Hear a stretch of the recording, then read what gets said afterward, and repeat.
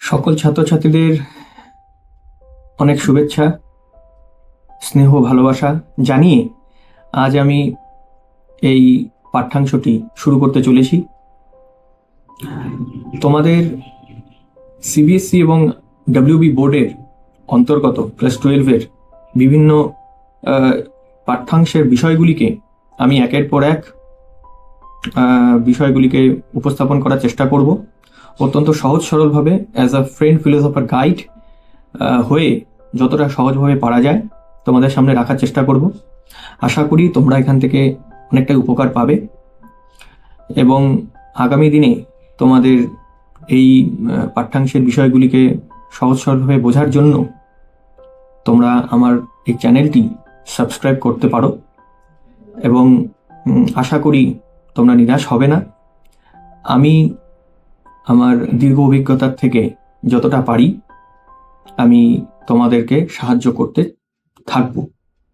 তাহলে চলো শুরু করি আজকের বিষয়, ক্লাস 12-এর ধর্ম কবিতাটি।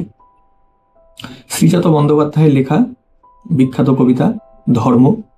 আসলে এই ধর্ম যে কবিতাটি তোমরা পড়তে চলেছ, এটি কিন্তু আদতে শ্রীজাতের ফেসবুক পেজে উনি অন্ধকার লেখাগুচ্ছ, এটি কাব্যগ্রন্থ উনি প্রকাশ করেছিলেন। পরপর তিনি লিখে যেতেন কবিতাগুলোকে, 1 2 3 4 5 6 7 8 এরকম করে তিনি লিখতেন কবিতাগুলি, কোনো নাম দিতেন না। এবং এর কবিতার যে বিষয়বস্তু ছিল, এই কাব্যগ্রন্থের কবিতার বিষয়বস্তু ছিল মানে সমাজের যে ঘটে চলা বিভিন্ন হিংসা, মারামারি, দলাদলি, এই সমস্ত বিষয়ের ঊর্ধ্বে ভালোবাসা, প্রেম, সৌজন্যবোধ, সৌভ্রাতৃত্ববোধ, এইগুলোকে প্রতিষ্ঠা করা সমাজে। হানাহানি করে তো কোনো লাভ নেই। হানাহানি, মারামারি, রক্তপাত, এই বিষয়গুলি আমাদের মানবিক দৃষ্টিভঙ্গি থেকে দূরে সরিয়ে দেয় আমাদেরকে। আমাদের কিন্তু কেউ এইগুলো পছন্দ করে না। তাই কবি শ্রীজাত তার কাব্যগ্রন্থে মূলত এই বিষয়গুলিকে মাথায় রেখেই এই কবিতাগুলি লিখেছিলেন পরপর করে। তো আমাদের ধর্ম যে কবিতাটি রয়েছে পাঠ্যাংশে, এটি শ্রীজাতের 14 সংখ্যক কবিতার মধ্যে পড়ে এবং এটি আমাদের মানুষের জীবনযাপনের যে অন্ধকার দিকগুলো তুলে ধরে এটা কবিতাটি লেখা। এটি মূলত সাম্প্রদায়িকতার বিরুদ্ধে মানবিক ধর্মের জয়গাথা, প্রতিবাদ, সচেতনতা এবং সামাজিক যে বাস্তবতা, এটিকেই তুলে ধরার চেষ্টা করেছেন কবি। এটিকে যদি আমি খুব সাধারণভাবে আমি তোমাকে বোঝাতে চাই, তাহলে কবি বলেছেন যে আমাদের পরিচয় হওয়া উচিত ধর্মকেন্দ্রিক নয়। ধর্ম মানে আগে ছিল ধারণ করা, কবিতার মানে অর্থ ছিল, ধর্ম কথাটির শব্দটির অর্থ। তো ধর্ম মানে ধারণ করা, ধর্ম মানে এটা হওয়া নয় একটা নির্দিষ্ট শ্রেণীগোষ্ঠীর অন্তর্ভুক্ত কিছু নিয়ম নীতির মধ্যে বেড়াজালে আবদ্ধ সেই মানুষগুলো, এটা নয়। ধর্ম মানে হওয়ার কথা কবির মতে তার কাজ মানে সে কি জন্য বিখ্যাত হচ্ছে। যেমন আমার কাজ, আমার ধর্ম হওয়া উচিত আমি হিন্দু, আমি তা নই। কে হিন্দু, কে মুসলিম, কে শিখ, কে জৈন, কে পার্সি, সেটা নয়। ধর্ম মানে হওয়া উচিত তার কাজ। আমার কাজ আমি তোমাকে পড়াচ্ছি, সুতরাং আমার ধর্ম, আমি একজন শিক্ষক। আমার পরিচয় কি? আমার পরিচয় শিক্ষক, শিক্ষকতা করা। তেমনি শ্রীজাত, তার পরিচয় কি? সে একজন ব্রাহ্মণ, সেটা নয়। তার ধর্ম, সে একজন কবি। স্বাভাবিকভাবে এখানে আমরা এই কবিতায় বিভিন্ন সমাজের প্রতিষ্ঠিত, সমাজের বিভিন্ন বিখ্যাত মনীষী বা আমাদের বিভিন্ন যে মানুষজন আছেন, তাদের কথা কিন্তু আমরা এই কবিতার মধ্যে পাই। সো বেসিক্যালি উনি বলতে চেয়েছেন যে ধর্ম মানে ওই নির্দিষ্ট সাম্প্রদায়িক যে ছাপ, একটা সম্প্রদায়ের গোষ্ঠীভুক্ত মানুষের যে ছাপ, সেটা হওয়া নয়। তার পরিচয় হবে তার কাজ, তার কর্ম, সে কি জন্য পৃথিবীতে এসেছে, পৃথিবীকে কি দিয়ে যে গেল, কি দিয়ে যাচ্ছে, তুমি কি দিয়ে যাচ্ছ পৃথিবীতে, তোমার কাজের দ্বারা মানুষ কতটা সফল হচ্ছে, তোমার কাজের দ্বারা মানুষ কিভাবে উপকার বোধ করছে, উপকৃত হচ্ছে, সেটাই হবে মেন মানে ধর্ম।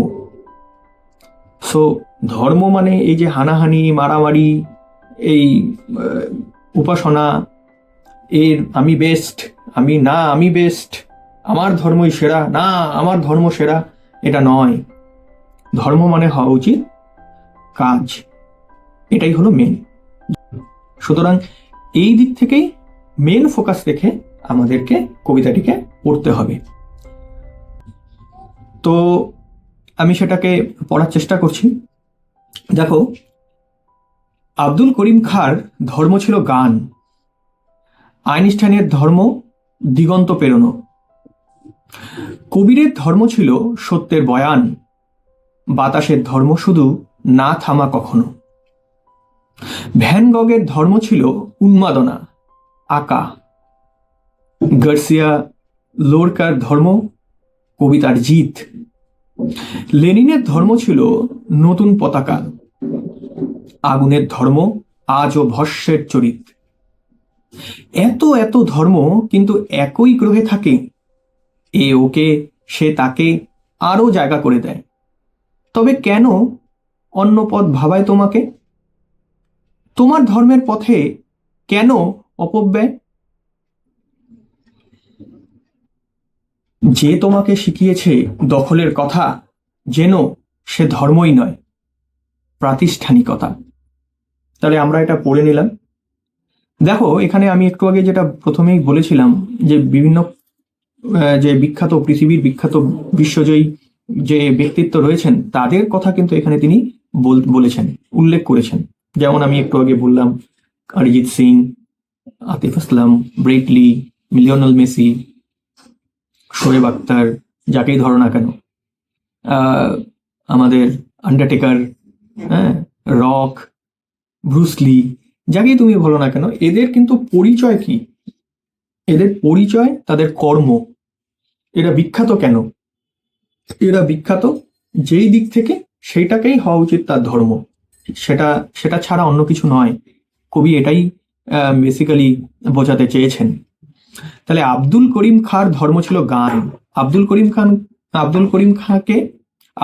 খাঁ একজন ভারতীয়, বিখ্যাত একজন ভারতীয় শাস্ত্রীয় সঙ্গীতকার। তার ধর্ম ছিল গান। প্রথমের লাইনেই আমরা পেয়ে যাচ্ছি কিন্তু তার ধর্ম কি? তার ধর্ম হচ্ছে গান, গানেই তার পরিচয়।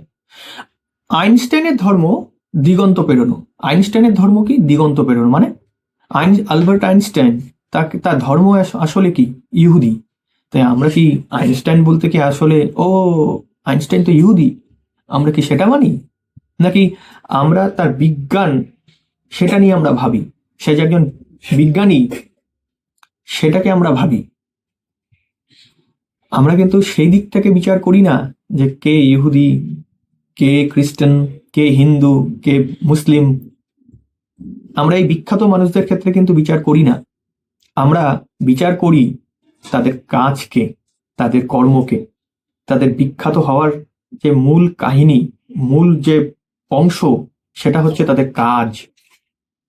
সেটাই উনি বলেছেন। কবিরের ধর্ম সত্যের বয়ান।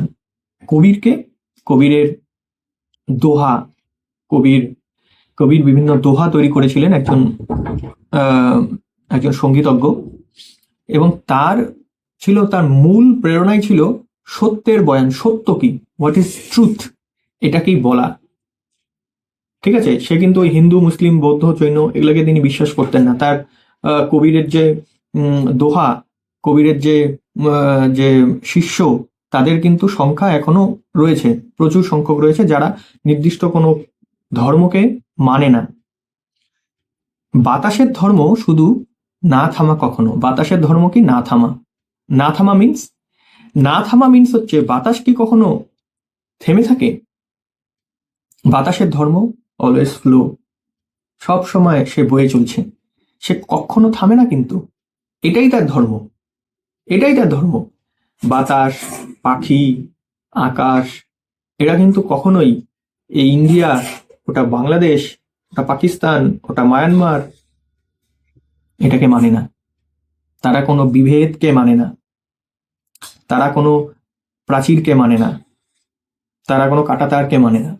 তারা মানে একটাই, তাদের কাজ বাতাসের কাজ বয়ে চলা, পাখির কাজ উড়ে চলা, সেই রকম করেই তারা চলে, তারা বাধা মানে না। এইটাই হবে, এইটাই হলো ধর্ম। তাই বলছে ভ্যান গগের ধর্ম ছিল উন্মাদনা, আঁকা। ভ্যান গগ হলো একজন চিত্রশিল্পী, পৃথিবী বিখ্যাত চিত্রশিল্পী। তার কাজ ছিল আঁকা, তাকে আমরা চিনি আঁকার মাধ্যমে। গার্সিয়া লোরকা ধর্ম ছিল কবিতা জিত, স্প্যানিশ একজন কবি গার্সিয়া। তার ধর্ম কি? কবি। তার ধর্ম ছিল কবিতা লেখা, তার পরিচয় ছিল একজন কবি। সে যে একজন স্প্যানিশ বা খ্রিস্টান, নাথিং এলস, এটা কি তার পরিচয় ছিল না। লেনিনের ধর্ম ছিল নতুন পতাকা। লেনিন, সোভিয়েত ইউনিয়ন প্রতিষ্ঠাতা লেনিন, তার ধর্ম ছিল সোভিয়েত ইউনিয়নের ঝান্ডাকে, পতাকাকে, সোভিয়েত ইউনিয়নকে একত্রিত করে তার জয়গাথা প্রতিষ্ঠা করা। আগুনের ধর্ম আজও ভস্যের চরিত। আগুনের ধর্ম কি? বাতাসের ধর্ম যেরকম বয়ে চলা, আগুনের ধর্ম পুড়িয়ে ফেলা। আজ পর্যন্ত আগুন কি পেরেছে অন্য কোনো কাজে শিফট হতে? পারেনি। তাই আগুনের ধর্ম যে সবকিছু পুড়িয়ে ফেলা, তছনছ করে দেওয়া, সামনে কাউকে রাখবে না, কোনো বাধা মানে না, যাকে পাবে তাকে গ্রাস করে ফেলবে। তাই বলেছে আগুনের ধর্ম আজও ভস্যের চরিত, ভস্য, সবকিছু পুড়িয়ে ফেলা। এত এত ধর্ম কিন্তু একই গ্রহে থাকে। এই যে ধর্ম, এত এত ধর্ম, মানে কোন কথা বলছে? এই যে গান, এই যে আমাদের বিজ্ঞান, এই যে আমাদের বাতাস, কবিরের দোহা, সত্যর গাথা, আঁকা, হ্যাঁ, কবিতা, এই যে ব্যাপারগুলো, সমস্ত কিছুই কিন্তু আমাদের পৃথিবীতে রয়েছে। এত এত ধর্ম, এ ওকে সে তাকে আরো জায়গা করে দেয়। দেখো, এ ওকে সে তাকে জায়গা করে দেয় মিন্স, দেখো নাচ, নাচ কিন্তু গানের সাথে হয়, গান ছাড়া নাচ হবে না। হবে কি? হবে না। এটাই বলছে যে গান, আবার কি আমাদের যে বিজ্ঞান রয়েছে, বিজ্ঞান, বিজ্ঞান, আমাদের বিজ্ঞানের পাশাপাশি আমরা পড়ছি সাহিত্যের, যেরকম আমাদের আহ, আমাদের এখানে গার্সিয়া লোরকা যে আমরা পাচ্ছি, রবীন্দ্রনাথ ঠাকুর, মাইকেল মধুসূদন দত্ত, কাজী নজরুল ইসলাম, প্রত্যেকের লেখা। তেমনি আমাদের বিজ্ঞানের পাশাপাশি আমরা সায়েন্স, আর্টস, কমার্স, যা যে যে ফিল্ড আছে প্রত্যেককে কিন্তু আমরা সমান গুরুত্ব দিয়ে আমরা পড়ি। তোমরা কেউ সায়েন্সে আছো, কেউ আর্টসে আছো, কেউ কমার্সে আছো, তাহলে কি আমরা সহাবস্থান করছি। এটাই বলছে যে একটাই খালি কেবলমাত্র বিজ্ঞান রয়েছে, বাদ বাকি কিছু নেই, এটা কিন্তু নেই। প্রত্যেকের ধর্ম প্রত্যেককে জায়গা করে দেওয়া। আমি বেস্ট, সায়েন্স হচ্ছে বেস্ট, আমি সায়েন্সই পড়বো। আর্টস হচ্ছে বেস্ট, না কমার্স বেস্ট, না ল বেস্ট, এটা হবে না। প্রত্যেকের প্রত্যেকের গুরুত্ব রয়েছে। যেমন আর্টসের গুরুত্ব রয়েছে, সায়েন্সের গুরুত্ব রয়েছে, কমার্সের গুরুত্ব রয়েছে, তেমনই বাংলার গুরুত্ব রয়েছে, ইংলিশের গুরুত্ব রয়েছে, ম্যাথামেটিক্সের গুরুত্ব রয়েছে, ফিজিক্সের, কেমিস্ট্রি, প্রত্যেকের গুরুত্ব রয়েছে। সবাই দেখো, সব সাবজেক্ট মিলে একটা কোর্স হচ্ছে। তাই একটা দিয়ে একটা সাবজেক্টকে অবলম্বন করে কিন্তু একটা তুমি পরীক্ষা দিচ্ছ না। যাদের বাংলা রয়েছে তারা বাংলাকে সাবজেক্ট, অন্যতম মেন সাবজেক্ট, তাকে পড়তেই হচ্ছে বাংলা। তেমনি যাদের হিন্দি রয়েছে, তেমনি ইংলিশ রয়েছে, ফিজিক্স, কেমিস্ট্রি, জিওগ্রাফি, হিস্ট্রি, সমস্ত মানে কাঠামোটাকে, স্ট্রাকচারটা কিন্তু গঠন হয়েছেই এই সমস্ত সাবজেক্টকে মিলেমিশে একাকার করে, সমস্ত সাবজেক্টকে একত্রিত করে। এটাই হবে ধর্ম। এক, কেবল একটা জিনিসই আমি নিয়ে থাকবো, আমি মেনে চলবো, সেটা চলবে না। এই প্রাচীরটাকেই ভাঙতে চেয়েছেন কবি শ্রীজাত। তবে কেন অন্য পথ ভাবায় তোমাকে? তবে কেন তোমাকে অন্য পথ ভাবায়? তুমি যখন বুঝতেই পারছো, তুমি যখন চোখের সামনে দেখতে পাচ্ছ যে আব্দুল করিম খাঁ, আইনস্টাইন, কবির, হ্যাঁ, আমাদের গুরু নানক, তা এরা প্রত্যেকেই, গার্সিয়া লোরকা, লেলিন, নিউটন, তারপরে আমাদের রবীন্দ্রনাথ ঠাকুর, আমাদের লিওনেল মেসি, আমাদের ফেভারিট অরিজিৎ সিং, সোনু নিগম, শান, তুমি কাকে ধরবা? প্রত্যেককে তুমি দেখতে পাচ্ছ। তারা, আমরা যখন এদের গান শুনছি, এদের খেলা দেখছি, সচিনের সেঞ্চুরি দেখছি, তো আমাদের কি একবারও মাথায় আসছে নাকি না ও হিন্দু, ও মুসলিম, ও খ্রিস্টান, ও বৌদ্ধ, ও জৈন, না এদের খেলা আমি দেখবো না, একে পছন্দ না আমার। পছন্দ ব্যাপারটা আলাদা দিক থেকে।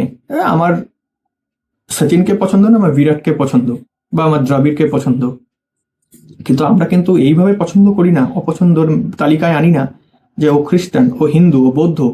যারা আনে তারা ভুল করে, এটাই তাদের বিরুদ্ধে প্রতিবাদ। হানাহানি করে বা দলাদলি করে কখনোই সমাজের শান্তি প্রতিষ্ঠা করা যাবে না। মূল যে শিক্ষা, মূল মানে আমাদের পৃথিবীকে কিছু দেওয়া, সেটা কিন্তু যাবে না।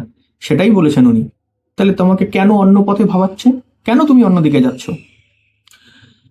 তোমার ধর্মের পথে কেন অপব্যয়? কেন অপব্যয় করছো তুমি? অপব্যয় মানে তুমি তোমার ধর্ম, তোমার ধারণ যেটা, তোমার বেস্ট যেটা, তুমি হয়তো ইংলিশে ভালো, তুমি হয়তো ম্যাথমেটিক্সে ভালো, তুমি হয়তো বাংলায় ভালো, তুমি হয়তো ইংলিশে ভালো, তো তুমি কেন তোমার যে বেস্ট, কেউ নাচে ভালো, কেউ আঁকায় ভালো, এই দিকগুলোকে বাদ দিয়ে তুমি কেন হিন্দু, মুসলিম, বৌদ্ধ, শিখ, জৈন এগুলো করে যাচ্ছ? কি দরকার তোমার? তোমাকে কেন অন্য কিছু ভাবাচ্ছে? কেন তুমি হানাহানির পথে যাচ্ছ?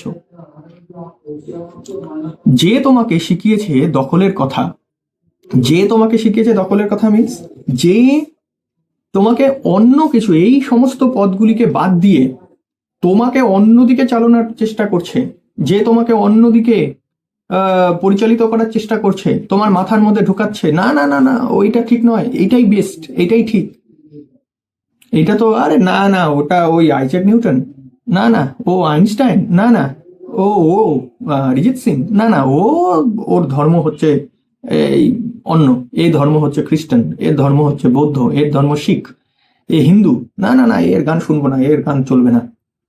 এটা ধর্ম নয়। পছন্দ অপছন্দ এইভাবে হবে না, একটা বাউন্ডারির মধ্যে সীমাবদ্ধ থাকবে না। তার কাজকে তুমি পছন্দ না করতে পারো, তার কাজকে তুমি পছন্দ করো, তার কাজের মাধ্যমে তুমি বিচার করো। তার এই ধর্ম হবে সামাজিক উন্নতি, শান্তি, শৃঙ্খলা, তার সমাজের যে যে দিশা, যেটা দেখাবে, সমাজকে দিশা দেখাবে, সেটা। তাই বলেছে যে এই দিকগুলোকে বাদ দিয়ে অন্যদিকে তোমাকে চালানোর চেষ্টা করছে, সে যেন সে ধর্মই নয়, প্রাতিষ্ঠানিকতা। তাহলে জানো, যে তোমার মনকে অন্যদিকে চালানোর চেষ্টা করছে, এই সব দিক থেকে বাদ দিয়ে তোমাকে তোমার গুণগুলিকে বিচার না করতে শিখিয়ে তোমাকে অন্যদিকে পতাকার তলে বা একটা সাধারণ নিয়মের মধ্যে বেড়া জেলে তোমাকে আনার চেষ্টা করছে, সেটা তাহলে বুঝো, সেটা কখনোই ধর্ম নয়। ধর্ম সেটা শেখায় না। কে শেখায়? প্রাতিষ্ঠানিকতা। সেটা প্রাতিষ্ঠানিকতা, প্রতিষ্ঠান। প্রতিষ্ঠান মানে কি? প্রতিষ্ঠান হচ্ছে যেটা তোমাকে একটা নির্দিষ্ট গোড়ামি, যেটা প্রথাগত রীতি বা একটা নির্দিষ্ট নিয়মের বেড়াজালে তোমাকে আবদ্ধ করার চেষ্টা করবে, সেটা হচ্ছে প্রতিষ্ঠান। প্রতিষ্ঠানের মধ্যে তুমি পড়ে যাচ্ছ, সেটা তুমি ধর্মের মধ্যে পড়ছো না। ধর্ম তোমাকে কখনোই শেখাবে না মারামারি করো, হানাহানি করো, বিদ্বেষ ছড়াও, হিংসা ছড়াও। সব সময় মানুষের ভালোবাসা, শান্তি, শৃঙ্খলা, অধ্যত্ববোধ নয়, ভালোবাসার কথা বলবে, সম্প্রীতিবোধের কথা বলবে, সেটাই হবে ধর্ম। তাহলে সম্মান করা, দখল নেওয়ার বিরুদ্ধে, হ্যাঁ, এই যে জগৎকে দিশা দেখানো, এটাই হবে আমাদের মেন ফোকাস, মেন কাজ। তাহলে আমি যদি একদম সহজভাবে বলি, তাহলে তোমাদের কি বোঝাচ্ছে? যে ধর্ম হবে একমাত্র তার কাজের পরিচয়। তুমি বিচার করো আজকে, তোমার তোমার বেস্ট কি, তুমি কি ভালোবাসো, তুমি কি পছন্দ করো, তুমি কি কন্ট্রিবিউট করতে পারবে তোমার সমাজকে, তোমার জগৎকে। তোমাকে এত বছর পর, এই যে দেখো আব্দুল করিম খান, আইনস্টাইন, কবির, ভ্যানগাগ, লেলিন, এরা কিন্তু আজকে কেউ নেই। রবীন্দ্রনাথ ঠাকুর আছে কি? নেই। কিন্তু এদেরকে আমরা এখনো মনে রাখছি। আগামী পৃথিবী যতদিন বাঁচবে, এই গ্রহ যতদিন আছে, এদেরকে কিন্তু মনে রাখবে। তেমনি আমাদের Lionel Messi, Cristiano Ronaldo, Mbappe, Virat Kohli, Sourav Ganguly, Sachin Tendulkar, Shoaib Akhtar, এদেরকে কিন্তু কোনোদিনও কেউ ভুলবে না। জগৎ যতদিন আছে, ক্রিকেট যতদিন আছে, ফুটবল যতদিন আছে, অন্যান্য সেক্টরে যারা যারা আজকে কৃতি, আমরা আজকে পাগল যাদের জন্য, ক্রেজ যাদের, একদম ক্রেজি আমরা, তাদেরকে একটু বিচার করো। তাদের কাজটাই মেন। তাদের ধর্ম দিয়ে আমরা বিচার করি না। ধর্ম দিয়ে বিচার করা উচিত নয়। ধর্মটা আসবেই না। তাদের কাজ হবে মেন। সেই যে কাজ, তাদের কর্ম, যাদের দ্বারা সে পৃথিবীকে একত্রিত করছে, পৃথিবীকে সমৃদ্ধ করছে, পৃথিবীকে সুন্দর করে তুলছে, সে পৃথিবীকে ভালোবাসতে শেখাচ্ছে মানুষকে, হানাহানির বদলে মানুষকে একত্রিত করছে, এটাই হবে ধর্ম, এটাই হবে আসল।